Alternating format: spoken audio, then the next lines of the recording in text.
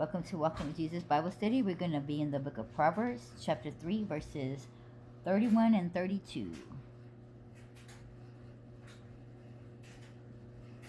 31. Envy thou not the oppressor, and choose none of his ways. 32. For the forward is an abomination to the Lord, but his secret is with the righteous. And I'll repeat that. 31. Envy thou not the oppressor, and choose none of his ways. 32. For the forward is an abomination to the Lord, but his secret is with the righteous.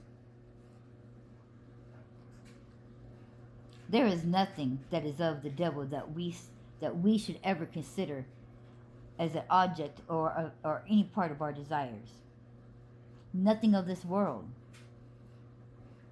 which will ultimately, anything of this world ultimately belongs to the enemy, and it is clearly an abomination in the Lord's eyes. This is because every bit of it is contrary to the ways of the Lord. So we need to stay away from the evil influences and remain rooted in the Word of God. Not only that, but it would save you from very much trouble, even from death. God has called us to live in a much higher life. We are set apart from everybody else. Why is it that He sets us apart from things? Because He's not only setting us apart from the people, but trying to set us apart from things of this world. Yeah, everything's, things of this world just seem like, oh, but, it's more fun. It's got all this and, it's sitting there shining. Let me explain something to you. You may think it's shining silver because it's sitting there reflecting, but even bubblegum wrapper is shiny and reflective.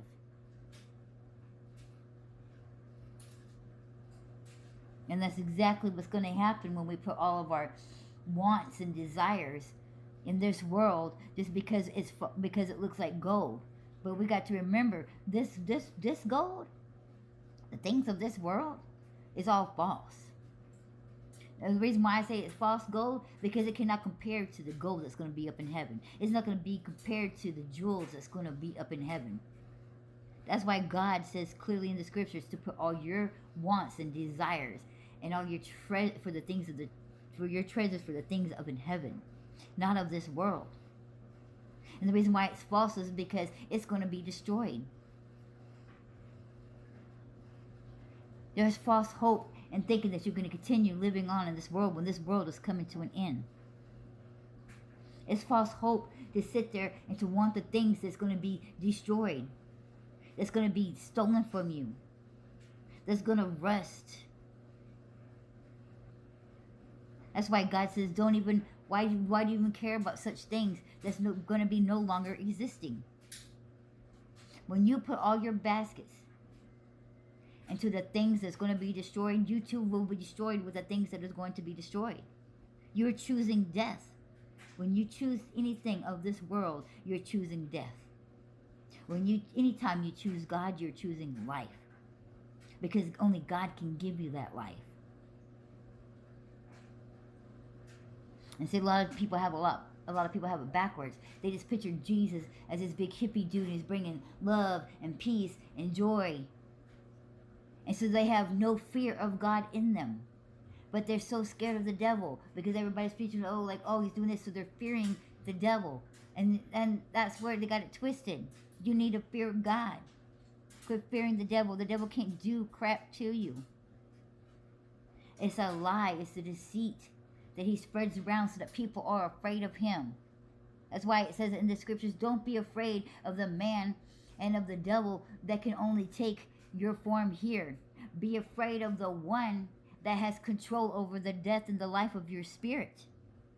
Because your body is going to go anyway. It's going to die. But it's the spirit inside that's going to find somewhere to go afterwards. So be scared of the one that can give death and life to your spirit. So what if you think that the devil can actually kill your flesh by him being possessed and having somebody murder you? Because the devil himself cannot actually kill you. Oh, but he can whisper things to people, and people can become evil, and they can murder you. But the devil himself cannot do so, and that person is just evil, and that's just evil in itself. So evilness can kill you, but they cannot kill your spirit. And they're not doing nothing that's already going to be done to begin with, because no matter what you say or think, this body is going to die. It's a dead man walking. It's your spirit that's inside that needs to determine where it's going to go.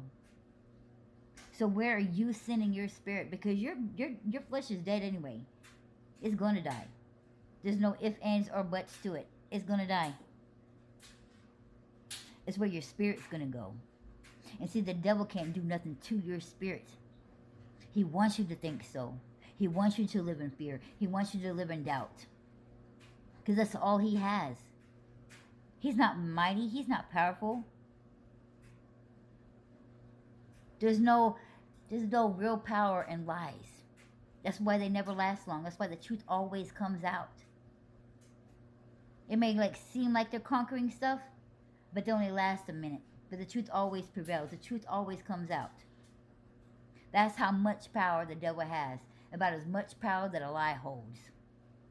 And see, the lies hold no true power. And that's why the devil holds no true power.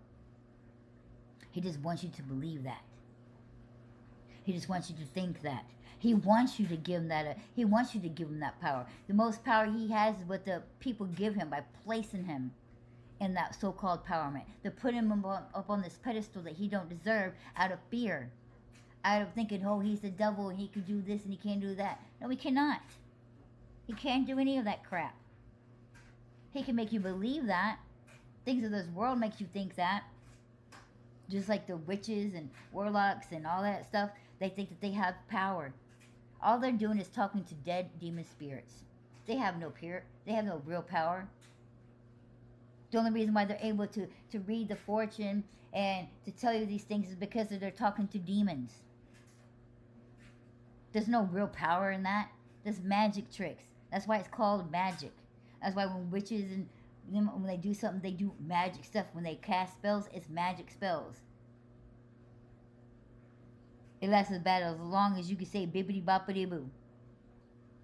No real power to it.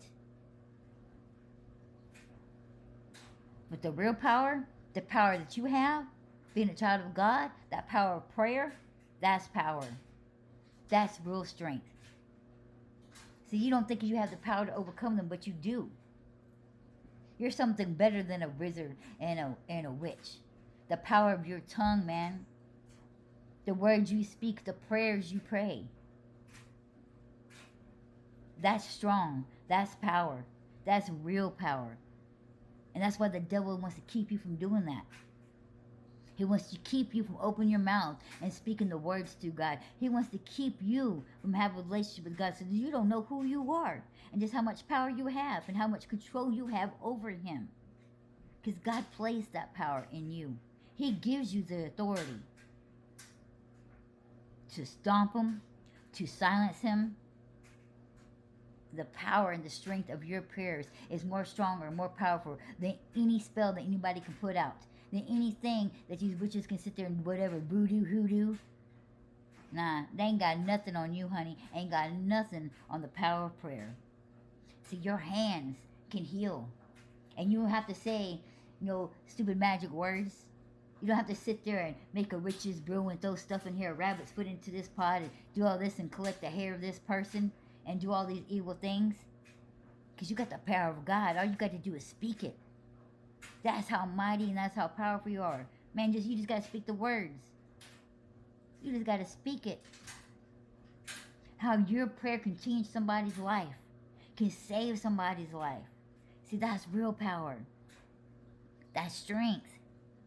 That comes from God. God gives you that. It's in you. You have that gift and you have the ability to do so. If everybody could just remember just how powerful they are. That's why the devil's scared. That's why he's worried. That's why he keeps feeding you these lies. Keep putting this fear and doubt into your brain because he doesn't want you to know